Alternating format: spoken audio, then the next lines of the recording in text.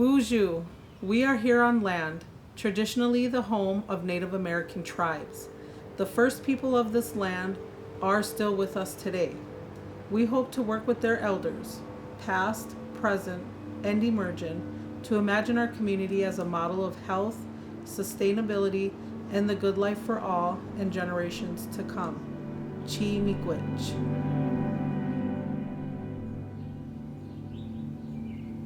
We've been here for 67 years. We moved here as they built, right when they built Little Earth. So we've been here from the very beginning. This is Indian land. In 55, it's slanted because that's the way the Native Americans used to ride their horses down to the cold springs or whatever they're called. And they just kept using it so much it had to be a highway. This decision about this stuff, about the ethnic thing, is the most race-based city planning ever done by the city.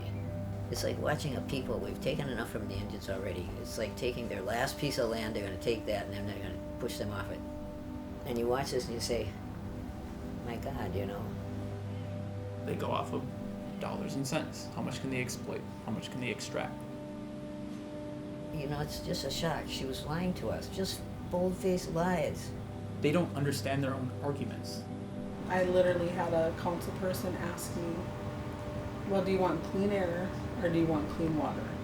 What do you want, clean air or clean water? How can he possibly justify this? How does he sleep at night? But everybody seems to be sleeping pretty good except us. Now we've been through 4 or 5 generations. Each generation, asthma came. Each generation, a little more heart disease, a little more asthma. Then the next generation, kids had so much asthma, they dropped out of school. Or they quit going until it didn't make any sense to even continue.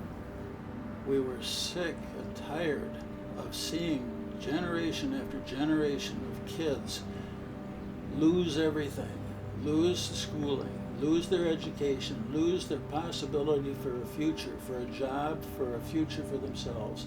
And this is what's coming down on this community, and this is what the city is now trying to do to us. More pollution, more trucks, more cars, more congestion. I mean, frankly, I don't know what to do because this is so horrible. It's like watching people just be put to death almost. We gotta say it's genocide. We're dying from this. It's taken us 20 years to have this happen, but all this pollution, all this time is finally just killing off our next generation. For me, when I see those kids, when I see my elders, when I see my people walking, living, thriving, it's beautiful, it's excellent. But it's when I don't know if it's temporary because the reality is their zip code will get them killed. To be honest, I didn't realize the harm that was going on. And when my son, he was 14, my son Trinidad, he had an unknown heart condition just pop up, right? So we're like, what the heck is going on? He was never born with a heart condition. Like, we just didn't understand. It was all so fast and everything just happened so fast. And then he needed a heart transplant. And we're like, okay, so, but he didn't survive that. He was 16 when he passed. And I thought maybe it was like something that, you know, I carried or gave to him as his mother, you know, like something in my genes, or that's when I start learning about the harms and the pollution that the city was already putting in and how much more they wanted to put in. Yeah. Because when I learned of the harms that pollution caused, it was asthma, heart conditions, and other health conditions. But the one that stood out to me was heart.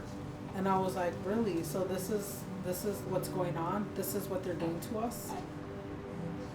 What's really disturbing is that, for me, that they're creating this genocide on Native people, and they're reaching over 30 different tribes at one time. And they don't give a shit. It shouldn't have to take any death to move people. It shouldn't have to take a movement to create change. It's just obvious that this is not okay.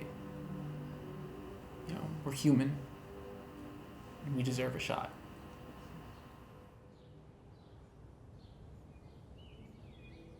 youth has always been at the pinpoint of like, you know, this project.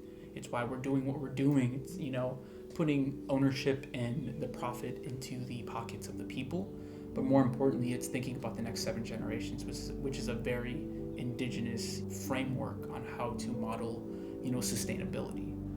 You have a chance to do something that changes history. There's events that occurred in the U.S.'s history that have been pivotal, for better or for worse. This is one of them. Yeah, a little patch of earth that would help thousands of people. Thousands. And not only health-wise, being able to have a job, food security, a safe place to go and hang out, like, just so much. The genius behind this proposal is we have a 230,000 square foot building that's going to be owned by the community. And that is, the community all have shares within the building. And couple that with a process that you can review, that what the community needs is still represented in the building. It's a caucus-light process. The caucus process isn't going to be perfect. It can be, but it's something we'll strive for so that we make sure community voice isn't left out. Again, because we are better than the city.